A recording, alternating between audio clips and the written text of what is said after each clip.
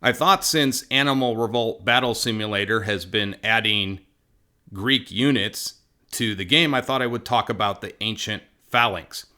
And you may find this interesting, you may not. Obviously, if you're here for a video game, for this particular video, I'm just going to be talking about the history of the Phalanx. So if you're interested, please let me know. Maybe I'll do more of these. Anyways, this is the Greek Phalanx, and this was typical of an ancient Greek Phalanx. It usually was in a square formation or a rectangular formation. And the Phalanx was really the premier formation used in ancient Greece. It's what allowed them to conquer large parts of the Mediterranean and defend themselves, of course, against the Persian attack that came around 480 BC, the Persian Wars.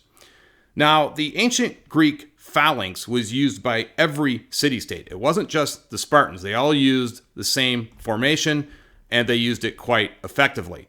The standard pieces of equipment, and the game gets this correct in many respects, the spear was the primary weapon. You can see he's wielding this right here. Each one of them would have had a spear, and if you think about this now, if the enemy is launching an attack, they've got to clear the entire length of this spear before they can engage the soldier. They've got to clear the entire length of that. And so it was a very formidable task when all of these guys were grouped together and worked as a team, which is what they did. That's actually what made the Phalanx so successful. They all worked as a team in concert. So they would have lowered these down, and the approaching enemy would almost be mowed over like a tank. So launching frontal assaults against the Phalanx was very difficult. In fact, the Phalanx in many respects was practically invulnerable to frontal assaults. The Phalanx did have a main weakness, though. When all of these spears, because of the length of these spears, it was very difficult for it to simply switch positions on the fly. So for instance, if an enemy attacked from the rear, it was very difficult to just turn all these guys around 180 degrees. So attacks from the side and attacks from the rear could cause big problems for the Phalanx. Now, one thing this game gets very accurate, well, it gets many things accurate, but one thing you'll notice when you sim this out, when the hoplite, and by the way, that's what these individual soldiers were called. They were each called a hoplite. Collectively, they were called the Phalanx, but the hoplites made up the Phalanx. So one thing that's very accurate here is if the spear was broken or somehow destroyed, the hoplite could switch to a short sword and then engage in hand-to-hand combat. But so they always had a backup weapon, and usually it was a short sword. So that's very, very accurate. Now, another point I want to make is the position of honor was always on the right flank. Now, when I say right flank, I mean the army's right flank. So think of this as almost as if you're looking out at an enemy here. The right flank would be right here, your right flank. So the best troops were always on your right side. And as you worked your way to the left, the troops were not quite as good. I guess that's just the best way to say it. So your best troops, again, on the right. Now, if you think about that for a second, if an army's approaching here, another Phalanx, their right flank will be over here. So it'll be crashing into your army's left flank. So most battles in ancient Greece between two phalanxes were often won or lost depending on how your left flank held up against the enemy's right flank. And then if your right flank could overwhelm their left flank, often you would win the battle. And that's an important point I want to make. The cohesiveness of the formation was extremely important. And what I mean by that is if the enemy, let's say these first three guys here are killed, you've now got a gap. And if the enemy exploits that and starts to get in here, it's up to these guys back here to fill that gap. If they don't, and a wedge starts forming into this formation, these guys all the way back here might think, hey, we're losing this battle, and they'll flee the battlefield. And an army fleeing the battlefield in ancient times was at its most vulnerable. In fact, most of the casualties suffered during ancient times were when an army was fleeing the battlefield. That's where most of the casualties were suffered. Because if you think about it, you no longer have control of your formation. Your troops are just running wherever they can, and they're going to get mowed down by the enemy in pursuit. So like I said, the position of honor always on the right flank. What did that mean? Well, the king or general usually in ancient Greece, the ancient Greek general or king was expected to lead the charge, and he usually would have been on the right-hand side too with his best troops, and that made sense. So the king or general led the charge. Now that's different going forward. When we get to Roman times, generals like, Hannibal, Caesar, Sulla, Pompey, they're always behind their lines, redirecting the troops as needed. So if they see that there's a weakness, they can redirect the troops. Ancient Greek generals, by tradition, were expected to lead the charge. And like I said, what did that mean? Well, it meant that they really couldn't make changes on the fly because they themselves were in the heat of battle. So it required a lot of pre-planning. They needed to plan out their battles accordingly because once they were in the thick of it, it was difficult to start making changes. This also meant that a lot of Greek generals and kings died in battle, several of them. Epaminondas, he was killed in battle after he defeated the Spartans. He was Theban, of course, and he was leading the charge, and he was killed. And it actually pretty much ended Thebes' hope for domination over Greece. And Alexander the Great, although, there's many theories about how he died, he was always out leading the charge as well. And I think he suffered just about every type of injury you could on the battlefield. And I think that's actually how he died. He suffered so many different types of injuries. I think that's what ultimately did him in, not any assassination plot. It was just, this was before the age of mechanized warfare. This was brutal combat in every sense of the word. Now, as I mentioned, the left flank of your army was always the weakest, and the right flank of your army was always the strongest. Now, at the Battle of Leuctra, there were some attempts to change the traditional order of this.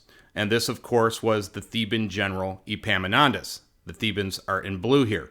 Now, Epaminondas knew that he stood no chance against the vaunted Spartan right flank. So he completely altered the balance of things in his army. He made the right flank his weaker flank and greatly increased the size of his left flank. He made this 80 ranks deep. So he not only wanted to hold up against the Spartan right flank, he wanted to defeat it. And this, of course, went against all traditions. And as the battle commenced, of course, the Spartan right flank was initially winning, but as all these units just kept crashing into the Spartan right flank, they eventually overwhelmed it and defeated the Spartan army. And with that, the stranglehold on Greece that the Spartans had for a long time was gone forever. So creative use of the Phalanx could win battles for you against opponents you normally didn't have a chance against.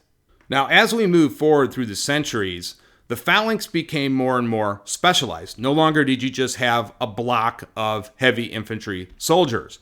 Many times they were accompanied by light infantry, light cavalry, heavy cavalry, slingers, archers, all kinds of specialized units that are assisting the main block, the main heavy infantry. The heavy infantry still was the main formation, but there were all these specialized units helping out.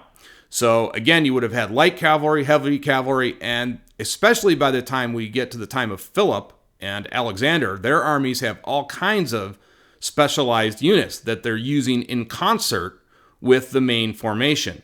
And in fact, Alexander was often leading the charge on horseback. So he would have led the companion cavalry, which would have been right over here. In fact, I hope they add that unit to the game. That would be a good addition, the companion cavalry. So again, he would have led that, and often he used that for the decisive blow to break up the enemy formation. In fact, at the Battle of Issus, he will launch a shock attack on the left wing of the Persians and succeeded in basically destroying that flank, and the Persian army fled the battlefield. And in fact, most of the casualties suffered, as I mentioned before, were with the Persian army in retreat. So again, all of these units will work in concert. Now, I should point out that Alexander, although he was, we know him much better than Philip, his father, it was really Philip who instituted all the changes to the Macedonian army. Alexander was just the great executor of those changes, but it's really Philip of Macedon who made all of the changes that made the Macedonian army the envy of the ancient world. Now, as Alexander made his way into India, it's hard to believe, by the way, he went all the way to India. I mean, we're just talking thousands of miles. And it's hard to believe he made it that far. If you can think about it, most of his soldiers were used to that nice life on the Eastern Mediterranean. And here they are out in India where there were these monsoons and all these crazy things going on. But one of the things that Alexander was really adept at was if he found out about a new unit or a new formation, he usually incorporated it into his army. And they would run into the Indian war elephant. Now, in ancient times, there were two species of war elephant. There was the Indian war elephant, and there was the African war elephant. Now, Hannibal will use African war elephants. Obviously, he was in North Africa. But Alexander's Macedonian army would use the Indian war elephant, which I believe was slightly larger than the African war elephant. Now, war elephants were the ultimate terror weapon in ancient times. They could inflict severe damage among the enemy. But the main thing that they did, it wasn't necessarily that they inflicted physical damage against the enemy, although they did, but they were, like I said, a terror weapon. So enemy troops saw these war elephants approaching, and it often broke up the formation. Remember, I said the key was breaking up the formation. So you'll see Alexander and Pyrrhus, later on Pyrrhus, who was the most significant Macedonian king later on. I'm sorry, he was Epirus, but he was the most significant Greek king later on after the time of Alexander. He will deploy elephants against the Romans. Now, the Romans had never seen these beasts, and so it worked. I mean, they actually, in a couple of battles, they were the decisive weapon. The Romans saw these and they fled. I mean, they had no idea. You see something like this approaching, and they just fled the battlefield. So that's what they were very good at. The problem with elephants was that they really didn't have a concept of friend or foe. So there were many instances where if you lost control of them, they could turn around and attack your own troops. So you sort of had to be careful when you deployed them, but if deployed right, they could work very well. Now, as I said, initially the Romans did not know how to deal with these war elephants. But eventually, like the Romans did with everything, they developed strategies to deal with the war elephants. And one of the things about the war elephant was they really could only go in one direction. You couldn't just swing them around to attack from behind. So the Romans developed this technique where they would just open up their lines, which basically broke every rule in the book, but it worked with the elephants. And then they would just let them through their lines, and then they could be attacked from behind with spears or javelins. The Romans would take them out quite easily. In fact, they did this against Hannibal at the Battle of Zama. They just opened up their lines, let the elephants go through, and then they turned around and attacked them with their javelins. So again, there were ways to deal with them. Now, quickly about the Roman unit, the Romans also used javelins and spears, but mostly for tossing them at the enemy. And then they would switch to the gladius, which is their short sword. If you can imagine this, the Romans used the gladius for 600 years. Think about that. They used the same weapon for almost 600 years. And that's the thing about the Romans. If a weapon worked for them, they didn't care how long it worked, or they didn't try to revise it. They just went with it. If it didn't work, they threw it out and got a new weapon. But what I want to say is they were very practical. So if the short sword, the gladius, since it worked, they kept on using it century over century because it worked so well. All right, as always, thanks for watching.